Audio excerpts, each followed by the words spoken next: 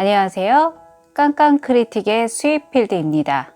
오늘은 책 리뷰를 신년을 맞이해서 독서를 좀 더 열심히 하고자 노력하는 의미로 북 리뷰 영상을 한번 만들어 보도록 하겠습니다. 독서가 쉽지는 않잖아요. 매년 연초마다 계획은 세우지만 참 몇 권 보잘것없는 권수로 한 해를 마감할 때가 많은데요. 사실은 이 책도 올해 읽은 책은 아닙니다. 작년부터 말부터 시작을 했는데 그냥 부담 없이 소개해 드릴 만한 책이라 생각이 돼서 한번 말씀드려 볼까 하고요. 이 책의 제목이 상당히 요즘 계속되는 몇 년째 계속되는 트렌드랑 부합되고 있는 책이기도 한데요.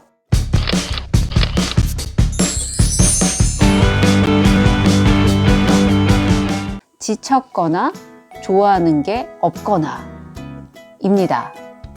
작가는 글배우라는 이름을 쓰고 있고요.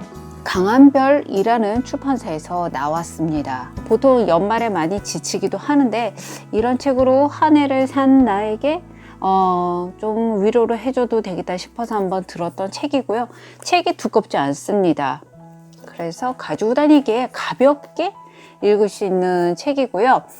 책을 읽은 소감으로는 어렵지 않고요. 어떤 현란한 언어의 유희를 기대하거나 지적인 그런 자극을 할 수 있는 그런 책은 아닙니다. 그러니까 위로, 힐링, 공감이라는 단어로 함축될 수 있는 그런 요약될 수 있는 책인 것 같고요. 그냥 편안한 내 얘기를 마냥 들어줄 수 있을 것 같은 친구가 내게 토닥토닥이면서 위로하는 듯한 그런 느낌?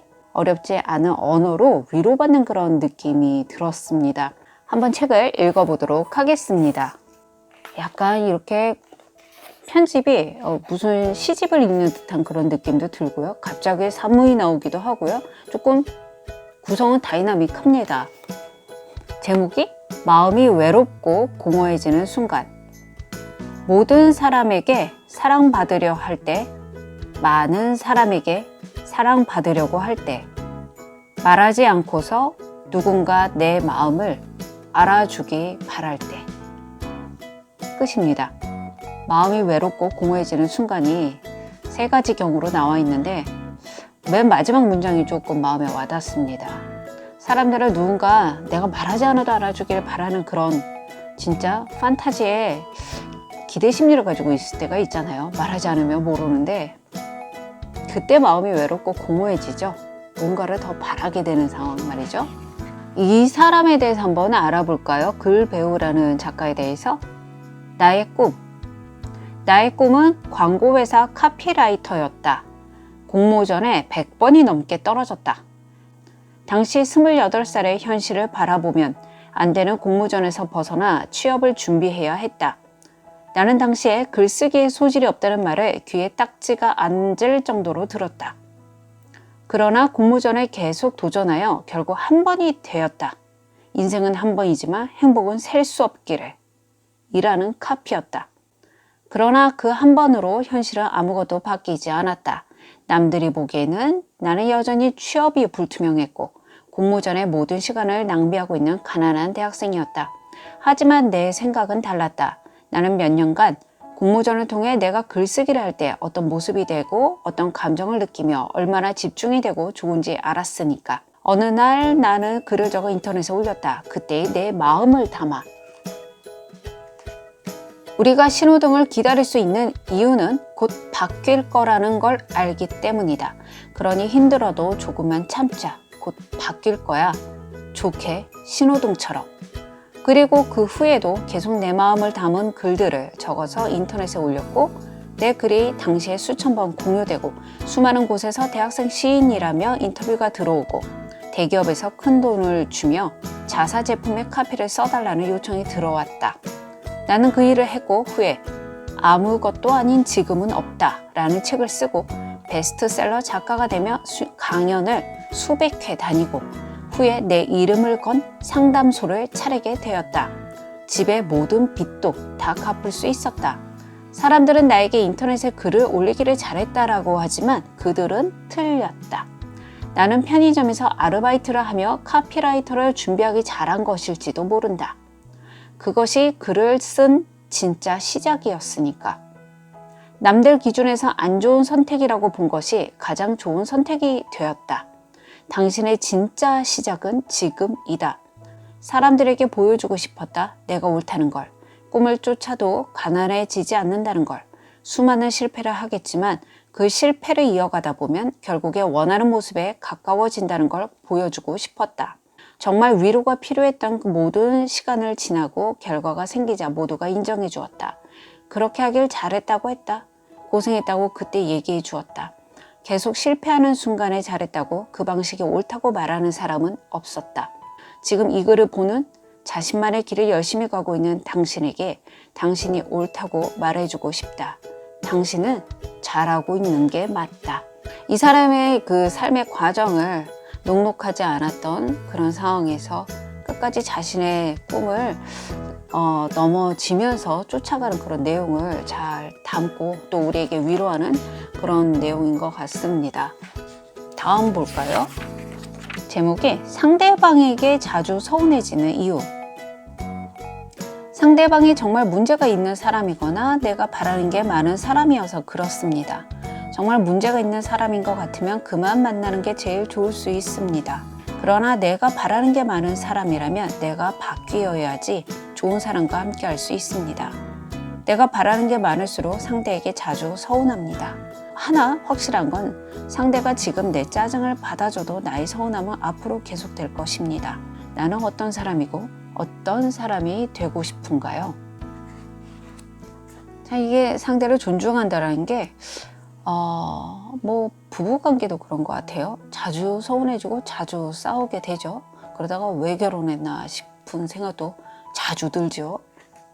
근데 내가 받고 싶은 만큼 상대에게 해주면 되는데 참 그게 어렵다라는 거. 가장 사랑하는 배우자에게도 참 어려운 것 같습니다. 이거는 모든 사랑의 끝은 있다라는 글인데요. 내 모든 걸 주어도 아깝지 않았던 사람이 어느덧 서로에게 소홀해지며 계속 함께 할 수 있는 사람일까라는 의심이 들다가 어느덧 제일 미운 사람이 되고 서로가 맞지 않는다는 걸 서서히 느껴가며 이별을 말하며 사랑이 끝나기도 한다. 또 오랜 세월 함께 살아온 부부는 다툴 때도 있었지만 서로를 많이 의지하며 많은 추억을 함께 만들어 오다 한 사람이 먼저 세상을 떠나게 될 수 있다. 그 외에도 사랑의 끝은 찾아온다. 오래 기르던 강아지가 세상을 먼저 떠나기도 하고 어릴 때 항상 내 편이셨던 할머니, 할아버지도 어느새 내 곁을 먼저 떠나게 되고 그리고 언제나 나를 제일 걱정해주고 나를 제일 사랑해주며 어릴 때부터 나에게 많은 잔소리를 해오시던 사랑하는 부모님도 시간이 지나 언젠가는 내 곁을 떠나게 된다. 그래서 영원할 것 같았던 모든 사랑에는 끝이 찾아온다. 그 사람이 있는 곳에 조금 더 자주 찾아가고 조금 더 오래 함께 걷고 조금 더 많은 대화를 나누어야 한다. 그럼 우리의 사랑이 끝나더라도 우리는 좋은 기억을 더 많이 가져가게 될 것이다. 각자의 마음속에 사랑은 희생이라는 단어를 동반한다. 내가 희생하고 싶은 사람을 만난다는 건 인생에서 손해가 아니라 나에게 축복이고 가장 기쁜 일일 것이다. 그래서 사랑한다면 사랑하는 만큼 그 사람을 위해 희생할 준비가 필요하다.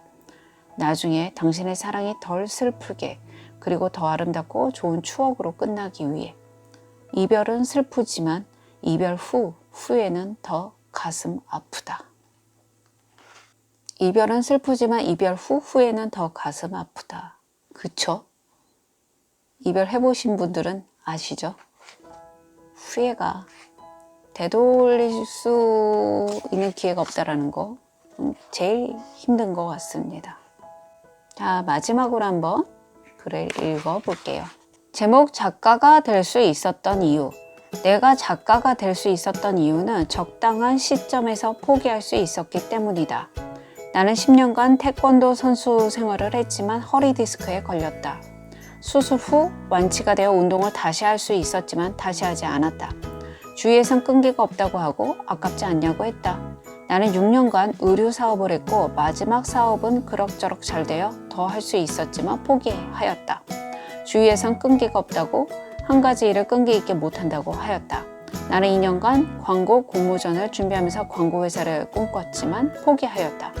대학교는 4학년 1학기까지 다니고 자퇴하였다. 주위에선 끈기가 없다고, 아깝다고 하였다. 조금만 더 해보지 그랬냐고도 했다. 그리고 나는 작가가 되고 싶어 글을 썼고 베스트셀러 작가가 되었다. 나를 작가의 길로 데려다 준 건 하다가 하기 싫은 걸 포기할 수 있는 용기였다. 끈기 있는 사람이 되어야 한다고 해서 싫은 일을 평생 하고 싶지 않았다.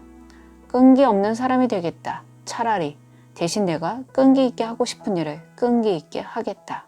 제가 한번 리뷰도 했던 하마터면 열심히 살 뻔했다라는 내용과도 조금 맥락이 같아 보이는데요.